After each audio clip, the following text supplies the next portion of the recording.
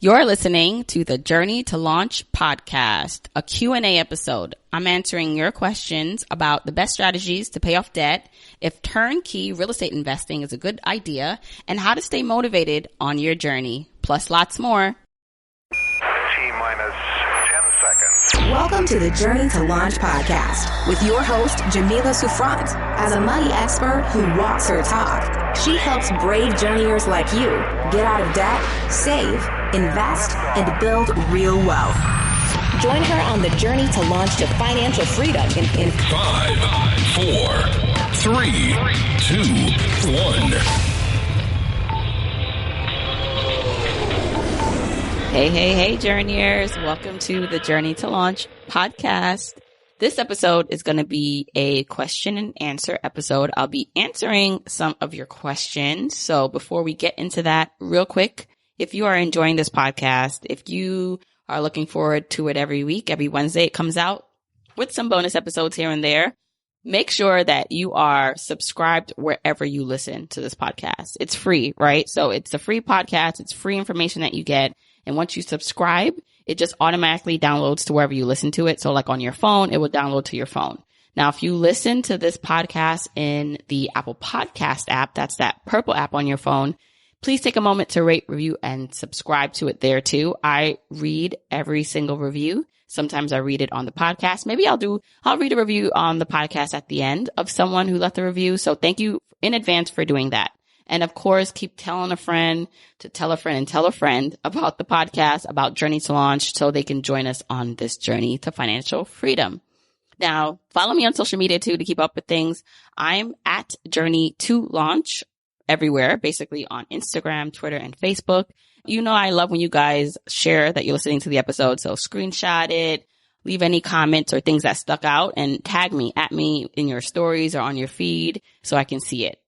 Now, with the question and answers that I'm doing today, so just real quick, I have a membership community for journeyers like yourself who are taking it to the next level. It's almost like a big mastermind group where they're getting tools, resources, and support for their journey.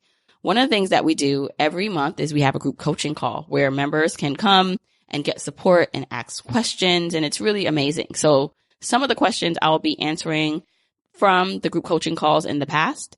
Now, doors to the Money Launch Club are currently closed, but you should get on the wait list if this is something you're interested in joining. It's moneylaunchclub.com. Sometimes I open up the wait list early and give a little bonus for people who are on that list. So really, if you're interested in learning more, joining us, go to moneylaunchclub.com.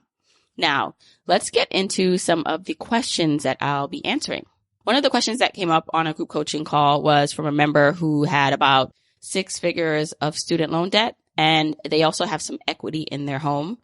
They were asking if they should take a home equity line out to pay off their student loan.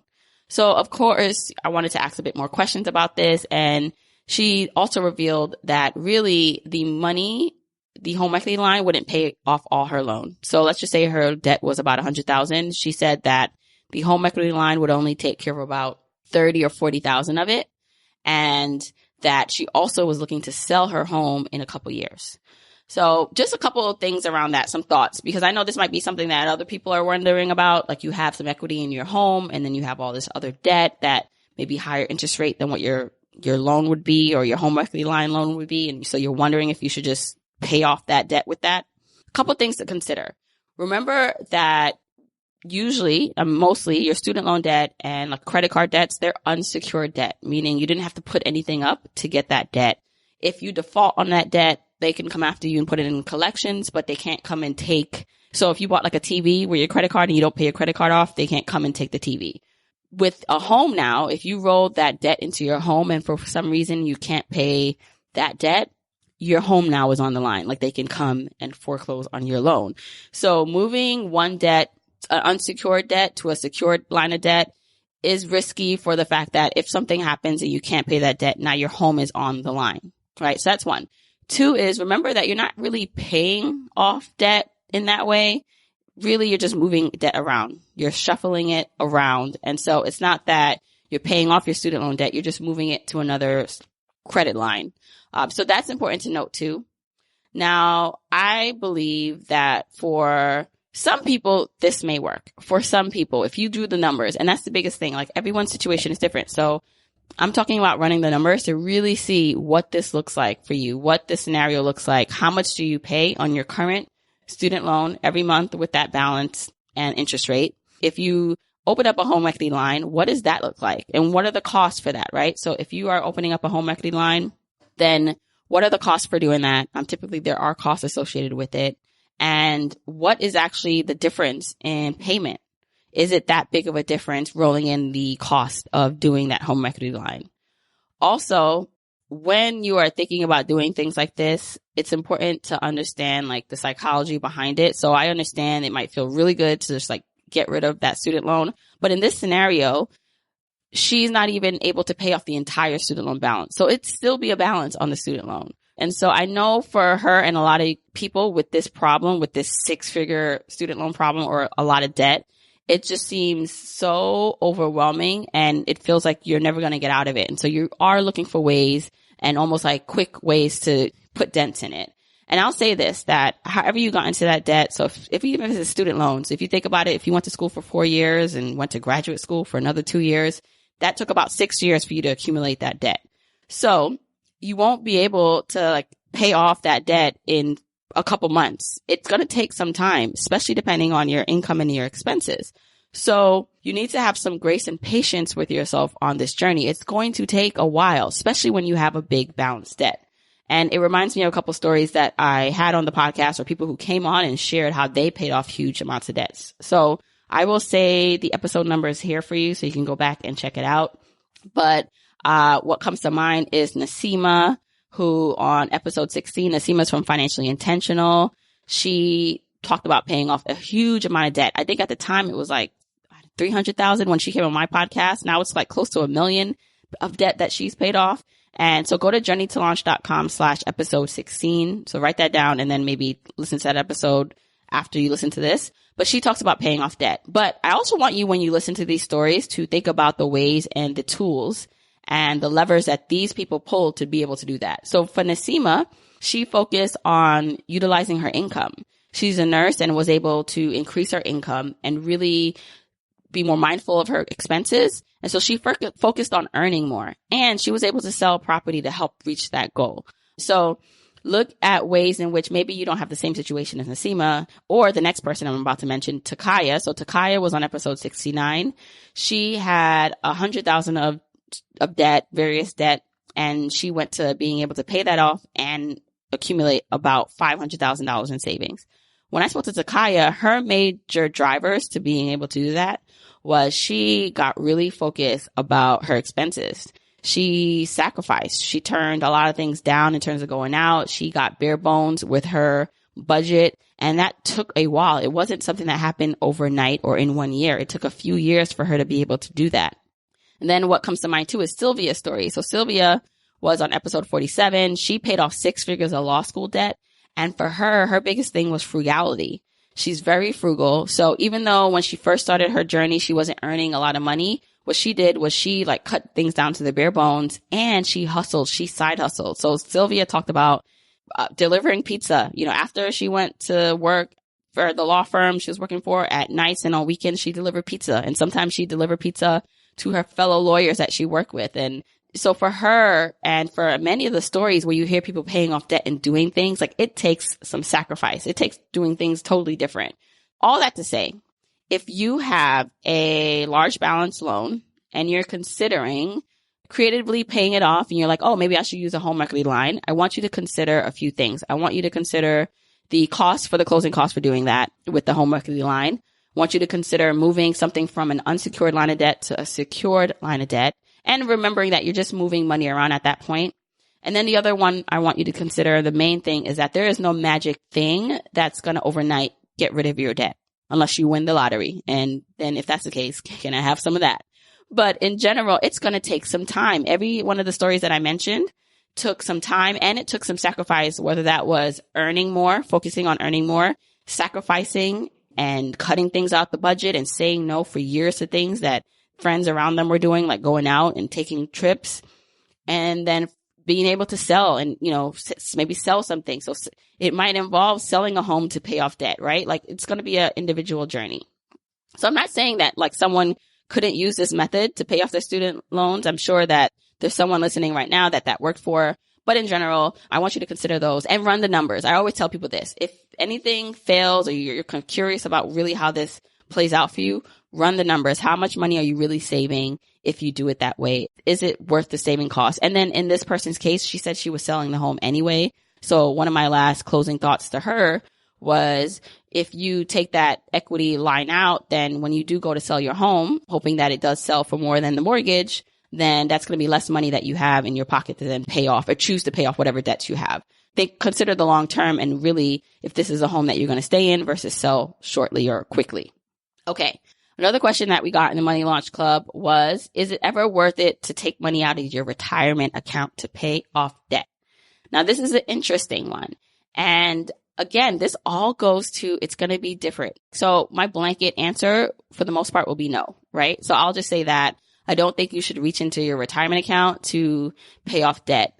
Now, I know though, and I was actually, someone shared in the Launch Club that they were able to borrow from their 401k, pay off some credit card debt, and now they're paying back their 401k loan. And she said that she was able to save so much money doing that, and it feels so much better, like there's a weight lifted off of her. Instead of paying to multiple credit card companies, she's paying to this one loan.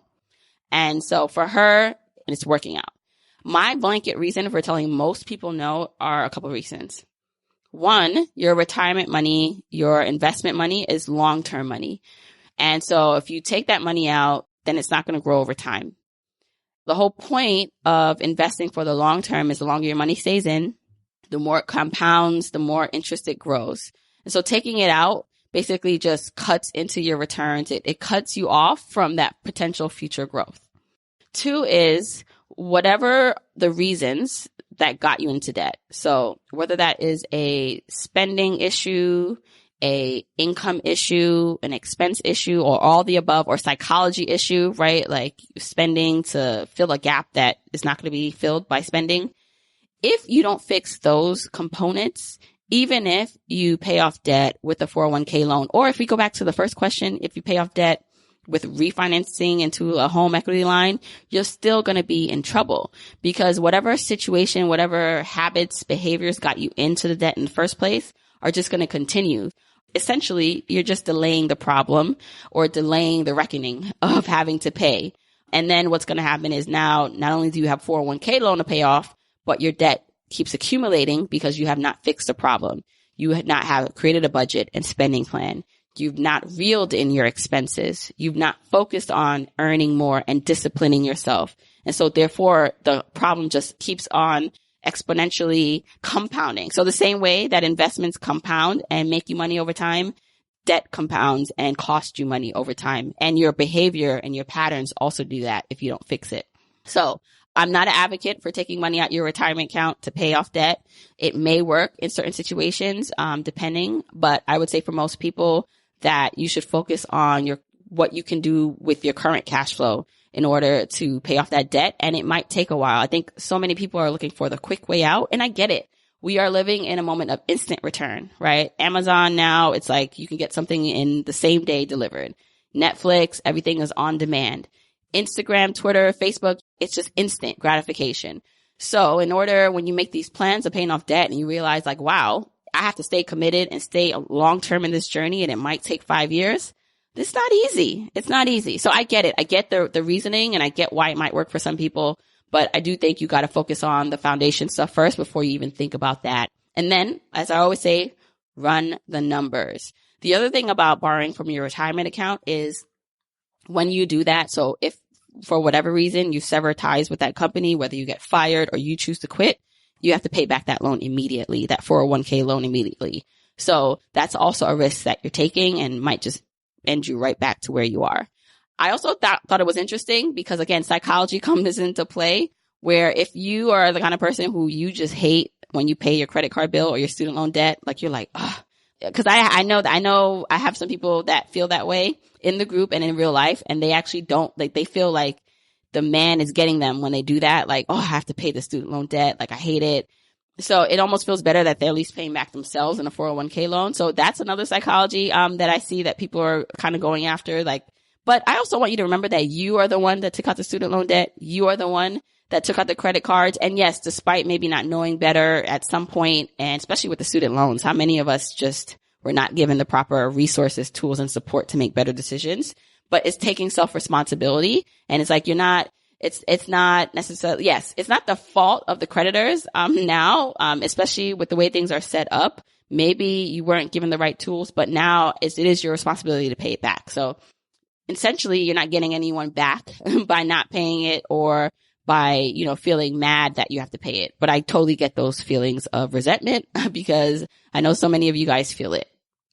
Okay. Another question that we got was how to stay motivated on the small things. So this member said that the bigger things she's okay with, like the rent and mortgage and the food, she can kind of handle, but it's the everyday little expenses that she has a problem controlling or just, keeping motivated on. So for example, it's like, oh yeah, I want this bottle of wine and I want to buy this coffee. And so the everyday little things kind of trip her up versus the bigger things. And I think that's just something that's a universal thing for a lot of people, that the little things, because they seem so little, don't seem like a big deal, and you can lose sight of it. And then all of a sudden, when you look back at your expenses or what you spent, you realize you were over budget or you spent more than you had. I think this is where a budget comes in, and not just like a budget that's static where you only look at it once a month, but a budget that you can continually go back to, something that you can carry with you to really see where you are. And that way you could spend without guilt. This is my biggest thing. I am not against spending. Spending is investing in yourself in a certain degree. When you're talking about, like, for example, let's just say you do enjoy coffee. And when you get that coffee, whether you're buying it out, whatever, especially buying it out, it's an investment in your happiness, in your peace of mind, whatever that is, right? That's fine. The problem comes in when you're doing that every day and then complaining that you can't pay off debt, right? Then you have to make a decision that, okay, what are you going to do? Are you going to cut back on that or cut it out and make that sacrifice to pay off debt? So I don't mind spending, right? It's more about creating a spending plan for those indulgences, for those investments in your happiness. And that's where something like a budget. So, I use YNAB. That's my budgeting tool that I use. And I always tell people if they're looking for an app that they should use. So YNAB stands for You Need a Budget. They're not sponsoring this episode, but I do have a link with them so that if you wanted to try it for 2 months for free, you can do that by going to journeytolaunch.com/YNAB. Something like YNAB allows you to download your budget on your phone. So it's an app on your phone. And if you're keeping up with your budget, you're able to see how much money you have left for a certain expense. So for example, I have a blow money category. My husband has a blow money category. Every month we get money allocated to blow money, meaning we can spend it however we choose. And then we have a restaurant line item in our budget and other various line. We even have a liquor line item. Okay. So we have a liquor line item for, when we go get wine or whatever, a bottle of liquor. So if I'm updating my budget every other day or week, I know now when it's time for me, when I'm out and I'm looking at that Starbucks, I'm like, should I go in? I can look at my blow money and see, well, I have $300 or whatever it is, $100 left in my blow money for the month. I can spend this without guilt because I know that. And so when it becomes thinking about staying motivated on the small things, consider how you can keep track of what you're doing and what you really have to spend going forward. So that way you can spend without feeling bad about it. Because the worst thing to do is when you go now to spend the money. So you go out to eat, you go out to buy that coffee or whatever it is. And then you feel bad that you're buying it. You're like, can I really afford this? Like, I shouldn't be doing this. I should have put this money towards debt. And then you're not even enjoying the experience versus you might as well enjoy it. So biggest thing here is if you have something, create a budgeting tool or system, get an app like YNAB to help you figure out how much you can spend in these areas without guilt. And then accountability. Accountability is super important. So whether that's someone in your life or online, so that's the benefit of joining communities like the Money Launch Club, and then just even following online accounts that you like or that inspire you. So when you are maybe thinking about, I need to do this thing or I'm kind of tempted to do this, you can share that with someone who's experiencing the same thing. And maybe they'll kind of bring you to your senses. Is like, do you really need that? Like, is that something you really need? Or maybe they'll say, okay, enjoy yourself. And you guys talk through it. That happens a lot in the Money Launch Club, but it's something where you have to create a system or a level of accountability around you, even around the small things. Because trust me, whatever little question or hesitation you have, someone else is going through and they wish they could talk to someone else too. All right. So staying motivated on the small things. Hopefully that gave you some tips, but essentially make sure you have a budget that you're sticking to and that you can follow up with, and then create some accountability in your life. And then if you're going to spend on it, you might as well not have guilt and hesitation around it. So that's where the budget and accountability comes in, because then you feel just a little bit more empowered in your decisions on actually spending. Okay. I got another question about paying off a bunch of loans at once. So this was more about credit card debt. The person asks that they have a bunch of credit card debt, various interest rates, various balances, and they try to pay off a little more than a minimum, or pay more than a little more than minimum every month on a bunch of them. He was asking if he should keep that strategy or if he should focus on one. So this is another question that gets asked a lot. By the way, I can never say the word ask. But this question gets thrown around a lot because, people have credit card debt, various types of credit card debt. And how do you start making a dent in it if there's like various minimum payments? So some of you might know this already, but I'm just going to go through it in case you don't. So there are two kind of mainstream ways to pay off debt. That's the avalanche method. That's where you pay off the highest interest rate to lowest interest rate debt first. Let's just keep it to credit card debt first. And then there's a snowball method where you're paying off the lowest balance first, and then you move on to the highest balance. So in both of those scenarios, you pay the minimum of all your credit card debt, let's say, or debts.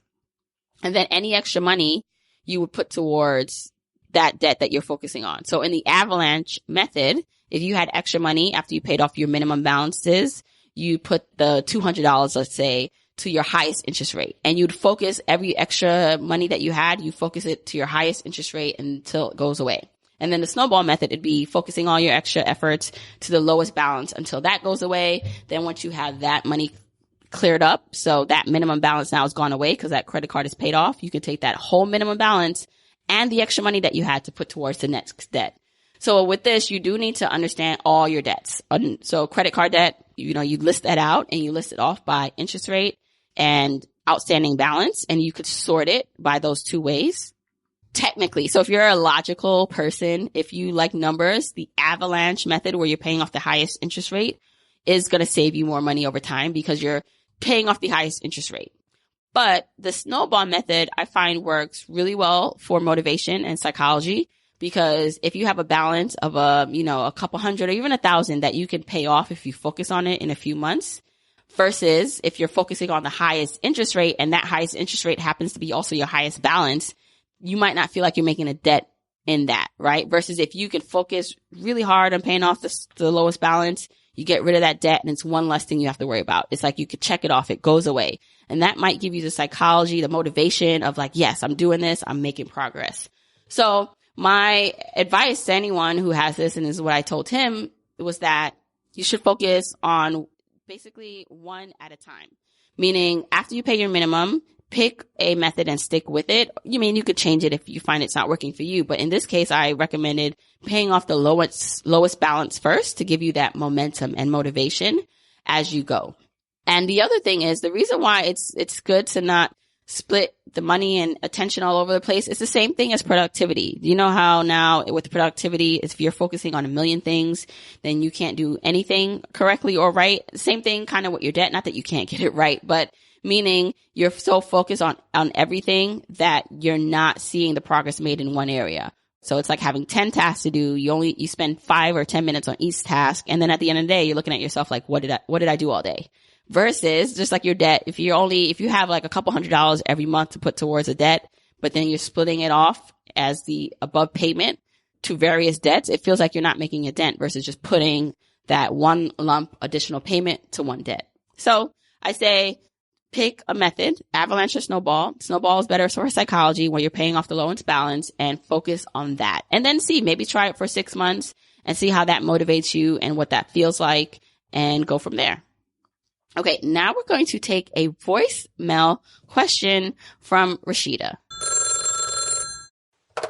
Hi, I wanted to get your advice or your thoughts on beginner investors using turnkey rentals to start off investing, especially if they don't have experience or contractors in place about how to rehab and different things like that. Do you suggest doing the turnkey method or just starting from the ground up? Okay, thanks for leaving that voicemail. By the way, if you have a voicemail question that you want to hear answered on the next Q&A episode, you can go to journeytolaunch.com/voicemail to leave your question or comment. Okay, so now answering Rashida's question. I hear a lot of things and talk and interest about real estate. I am someone who's interested all the time in real estate. If you guys didn't know, my background is in real estate, meaning I actually have my master's degree in real estate from NYU. I also, when I worked full time, worked in corporate real estate investing and asset management. And personally, I just like real estate. So I always love talking about real estate. And this is a good question because so many people want to get started and get into this, and it can be a little overwhelming and just you don't know where to start. So turnkey investing, let's just go through what that is for anyone if you're listening and you don't know. Turnkey is basically where you get a property, whether that's a house, duplex, apartment building, something that's fully renovated already and it's ready for purchase. And sometimes it already has a tenant in it. So you don't even have to look for a tenant. So think about you're literally getting a property that you could just put a key in and turn it and it's good. That's where they get the term turnkey property from. For our investor who's looking at this, it seems like a wonderful deal. You don't have to deal with rehabbing and there's no additional work. And a lot of times if you're buying this from turnkey property managers or investors, they actually will manage it for you. So literally all you're doing is putting money up to get a finished property that is going to, be able to be rented out or comes with tenants. And you don't have to do a lot of the manual kind of day-to-day work. That sounds amazing, doesn't it? It does. But there are some things you should be aware of when it comes to turnkey investing. So first is, it's not fail-proof. There's no investment that's fail-proof that, 100% you put it in, you're going to get your money back and it's going to always do well. So you're going to want to make sure that you really understand the market. So typically with turnkey investing, that's people use if they live in a high cost of area living and they can't afford where they live and they want to invest in other markets. So you might want to say to yourself, okay, I'll look somewhere else, that's cheaper than where I currently am. And that way I'm able to invest and I'm not in the area, right? It's far away. It's long. It's somewhere far away. So someone else is managing it for me. I don't have to worry about that. So all in all, that sounds great. But in order to do that, you do need to find a reputable company, right? That you can trust that is doing that for you or that has a track record of delivering good properties and managing property. So wherever you can, you must be able to meet them, right? So you still, just because you're doing turnkey property, I always recommend, even if it's not somewhere in your local area, to actually go and understand the market. You still need to do the groundwork. So it shouldn't be okay, I'm doing turnkey property investing and I don't need to do anything. You still need to do the upfront work of understanding whatever market that product or house is in, understanding how rental rates are, what the income levels are for where you're buying, what vacancy rates are, what selling rates are, how long do things stay on the market. These are all things you should still understand. And even if you're getting this information from the company that you're dealing with, you should try to get outside sources to confirm that, right? Because the company is going to give you information, but it's probably going to support them getting this sale. So you still want to do your due diligence. So I'll say that it doesn't take the legwork out of it, but it does take some of the onerous of being a hands-on property manager and rehabbing and all these things. So after let's just say you find that the company is reputable, you maybe are able to talk to people who've actually dealt with them and bought properties from them, then you still need to run the numbers, right? So how much money do you need to put up? What's the return like? Is this something that you're considering to do long-term? If you did that versus investing, so the average returns on that versus investing in an index fund, let's just say, a passive. So if you're a passive investor, I'm assuming that you also would like to invest your into stocks that way. So you might be looking at index funds. And so what's the returns, the historical returns for that property market that you want to buy in? And going forward, what that looks like versus what has it been for an index fund? Because if you have $50,000 and you could put that into a turnkey property or any real estate and then you have $50,000 that you can also put in an index fund, what's that look like over time based on the historical rates? So run those numbers and then basically come to a decision of what works best. Now, when it comes to actually like buying something you have to rehab, obviously that's going to be like a lot more work than turnkey.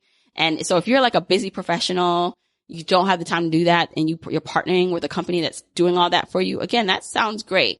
But if you're someone who wants to learn in that way, remember, if you're actually doing the rehab yourself, the property management yourself, or even if you hire that part out, that's going to take more work, but you'll probably quote unquote save money that way, maybe, right? Like if you're doing the labor yourself or hiring your own people versus paying someone to do it, because there are going to be fees, additional fees associated with that. So all in all, I think that turnkey is a good way for some people to get started, but you still need to run the numbers and do the due diligence to see if it's going to work for you. So this question comes from Kristen, and I'll try to leave some identifying information out, but I read it as she asked in the question. She says, "Hi, Jamila. I just started listening to your podcast today, and it's gotten me motivated to get rid of my debt. And I was hoping to get your advice on how to tackle my debt. I work currently as a paralegal earning $39,000 a year plus overtime. I just knocked out about a third of my car loan and reduced it to $12,000. Awesome. And I have student loans of just over $22,000. I live with my parents and I'm eager to get out the house, but I know that living with them is the best choice to get rid of my debt sooner. I'm trying to figure out which debt to really attack first. I've heard of Dave Ramsey's snowball approach to debt. My student loans have an interest rate of about 5%, so the interest rate is accruing faster on that versus my car loan of 4.3%. Should I continue focusing on my car loan, or should I tackle my student loan to reduce how much I'm paying in interest? Do you have any tips for me? I'm also considering taking up side hustling again, my online English teacher on VIP Kid. But I would have to pretty much lose my social life because the classes are in the wee hours of the morning. So I would have to do them before I leave for my job at 7:30. What do you recommend? Amazing question, Christian, because so many people actually have the questions like this as it pertains to their debt and which one to pay off first. And so here's what I say. I was able to do some math. I love when I can put numbers in and do math. That's like my favorite thing to do because that helps me figure out a lot of times, like, does it logistically or logically, mathematically make sense? So I went online. I found a calculator that was able to kind of compare versus like if you did the snowball method and avalanche method, which I'll go over really quickly, what that comes out to. So I answered this in the previous question just now, but I'll just reiterate just for a recap. So the snowball method is when you pay off your lowest balance debts first. So after you pay the minimum on all your debt, you take any extra money you have and you throw it at the lowest balance loans. And you get rid of those loans, and then you take whatever additional money that comes from that and you put it on the next lowest balance loan. The avalanche method is when you're paying off the highest interest rate first. So yes, it's correct that when you pay off the highest interest rate of your debts first, you're going to essentially save on interest rates. It's just mathematically because you're paying off those debts first. When it comes to that, you should do the math for your particular situation. Now, I will say this, the interest rates on your debt are not that different or far apart. So we're not talking about like a 30% interest rate and a 2% or 5% interest rate. They're very close. So in your situation, and I'll explain the math in a bit, it really actually doesn't matter which one you choose. So for example, when I put the numbers in, I had to make up your minimum payments, but I assume that you had to pay $500 of minimum payments towards your student loan and car loan, right? Let's just pretend that's your minimum payment. And then I assume that you had an additional $500 to put towards your debt. So when I did that, so I put that in, and when I did that, it said that if you did the avalanche method, so that would be paying off your student loan, even though it's the higher balance first, you'd save $3,300 in interest rate by doing the avalanche method and then making the additional payments. And so when I put in the snowball method, when you paid off your car loan first, even though it had a higher interest rate, you'd save $3,100 in interest rate. So you'd be saving a little less doing the snowball method, but when you do the math, so again, you're going to save $3,300 doing the avalanche method in interest, and then you'll save $3,100. It really comes out to $3,184 doing the snowball method. When I subtracted the difference, it only came out to $123, right? So in your case, the interest rates really are so close together that it's not going to be an impact that much. I'd say because of that, I like the psychology motivation behind it. So because you'd be able to get rid of your car loan faster or first because it's only $12,000 versus your student loans are double that, that might be a good motivating factor because you'll see that number go down. And then once that's done, you get to focus on paying off your student loan. Versus it will take you longer if you're focusing on your student loan to pay that off because the balance is higher, right? It'll take you double as much time. So essentially, I would go for the snowball method, even though you save a little less money in interest. But really, like, it's going to be over a period of, a while, like 3 years anyway, that you're paying off this debt. So saving $123 is not that much. Now, if you told me you could save $123 in 1 month, I'd say that makes sense, but over a period of time, I would then choose like what would motivate me internally, intrinsically. And that for me would be psychology of just like, let me just knock out this debt as quick as possible. And then I could do that with the lowest balance debt. You had a couple other questions or things in here that I wanted to mention. So you said that you live at home with your parents and you're eager to get out. I get it. It sounds like you just graduated from school. And listen, I think we all want to be like, get into this idea that we are adults now. We want our own space. Like that's what we want. And that's great. But if you get along with your parents for the most part, if it's a safe environment, I say you stay as long as possible. There's no shame in living at home, especially if your parents want to help you in that way. I think it's such an amazing thing that parents and kids or adult children can do to help each other, especially because, I have no shame in my game. My mom also let me stay home after I graduated from college, and I was saving up money to move into my condo when she did that. So because you have this wonderful opportunity to save so much money, because literally like when you go out into the real world and you have to pay a mortgage or rent and electricities and bills, it's not going to be sweet. So, it's going to eat into how much debt you can pay off. So I'd say stick and focus on paying off your debt while you're at home. And then once you have like a solid foundation, think about what it looks like to move out on your own. The other thing is that you're considering taking up a side hustle or picking up your side hustle, and you're saying that you won't have as much like free time or a social life. And I get that, but I think you should still do it because let's just say, so I did another calculation. If you were to only have, so you're paying $500 minimum in this scenario that I made up, plus $500 additional, right? You said you get overtime. So let's just say you have $500 additional from overtime to put towards your debt. That's great, right? And let's stick with the snowball method because we're going to be paying off the lowest balance first. You'd save $3,184 if you do it that way.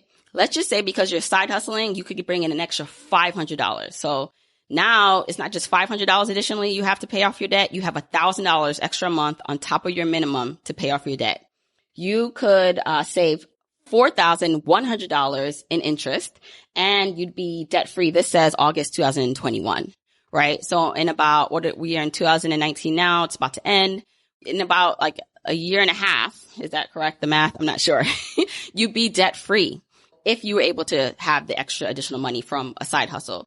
So I get that it's like, oh my gosh, I'm going to lose out because you have to wake up so early. But one, let's remember, I don't know how often you're going to do this, but it doesn't have to be every day. Maybe you do it 4 or 5 days a week. You still have 2-3 days a week to then dedicate to yourself and rest and hanging out with your friends. And ultimately, you have to do things that are going to be uncomfortable, that are going to be a sacrifice. So for this long-term benefit and privilege and freedom of being debt free, you're going to have to do some work up front. And it will be all worth it. I often look back on the days when I was single or I didn't have kids and that I was able to like spend my Saturdays and Sundays resting or doing whatever I wanted. And so if this is the case for you, if you don't have kids and you have the luxury of having more time, you can make up like the rest and hang out with your friends on the weekends or just maybe in the week on one day. So I definitely think you should pick up your side hustle if you're really serious about knocking out your debt. And it sounds good to be debt free by August 2021 or whatever date that works out to when you do the math for yourself, then do it. There is no long-term gain or amazing gains without some sacrifice up front. And again, you still have the benefit of being able to be at home with parents who seem to love you because, they're letting you stay with them, and also the opportunities to earn extra money in this way. So I say go for it and get rid of this debt as fast as possible. And the other thing I have to say is if you have access to any retirement accounts through your job, at least hopefully they're doing a match, do at least up to the match. So you don't waste or lose that accruing and accumulating compounding interest over time. And then think about, as you are able to get out of debt, how much extra money now you have that you can put towards saving and investing and building wealth and reaching financial independence. So I hope that helps, Kristen. Okay, real quick. I had to record a add-on part to this answer because just quickly, I recorded this live for Instagram and IGTV. So if you follow me on Instagram, you can also watch me with this last answer, like answer the question live on video at Journey to Launch and then go to my IGTV. So I posted this right after I answered it, and a lovely, nice follower or journeyer said, "This is so good." So she's responding to my answer. She said, and by the way, her name, just to give her some credit, is Carrie, and her name is CM Vedley on Instagram. She said, "This is so good. I'm surprised you didn't say sell the car. Get really uncomfortable and sell away your debt." And I'm like, oh my goodness, I cannot believe I did not mention that or say that. Usually I would think or say that in a response to something like this. But I was like, you know what? That's good input. And I have to just record a snippet to put in the podcast episode because maybe this will help Kristen or someone else who's going through the situation. But yes, Carrie has a good point. You can also sell your car. So I'm not exactly sure where you live, how far you live from work, how often you need the car. But this is just something for anyone who's looking to get out of debt, is this something you really need? Can you sell it? Because think about it. The car balance is about $12,000 and the student loan balance is $22,000. You sell that and you wipe away more than half your debt. So now you're only left with about, what is that? $11,000 worth of debt, or even less than that, $10,000 worth of debt, which is your student loan debt. Focus on that for, let's just say, a year. You're out of debt. And then you can save for your new car and buy it cash. Again, I don't know your situation, if you need a car to get to and from work, but if that's the case, can you downgrade to a cheaper car that's still reliable in the meantime? Remember, this is all about making these sacrifices up front so you can live your best financially free life later. So I just wanted to come in and record this separately just in case someone may need to hear this. Like, you can also sell things and sell debt that is not as of importance to you as other things that you want to do, like being debt free. Okay, so I think that was going to be all the questions that I answered. If you want me to answer any of your questions for the next question and answer episode, you can leave your voicemail question at journeytolaunch.com/voicemail, or you can send your question into info@journeytolaunch. Make sure you're following me on social media at Journey to Launch. I'm on Instagram, Twitter, and Facebook. If you're interested in the Money Launch Club, go to moneylaunchclub.com and get on the wait list so you can be the first to be notified when doors open again. Now, like I said in the beginning, let me read a special podcast review from a journeyer who took the time to leave a review. Okay. Key says, "I can't stop listening. This podcast is so needed. We never talked about finances in my home while growing up, so my knowledge on how to manage money comes from me figuring it out all by myself. I knew one principle, and that was to always pay your bills, but the importance of saving and investing I had no knowledge of. This podcast is a gap filler for me. Thank you for your vision to plant the seed of financial freedom through this podcast. You are really God sent for so many people. You are walking in your purpose, Jamila. Please remember that." Thank you so much, Key. Really, these are the things that keep me going when I'm questioning my life. So thank you for leaving that message. And again, you can leave a message if you listen to this in Apple Podcasts. You can leave a review, I should say, by clicking on the purple app, making sure you're subscribed, and then rating and reviewing the podcast. All right. Until next week, keep on journeying, journeyers.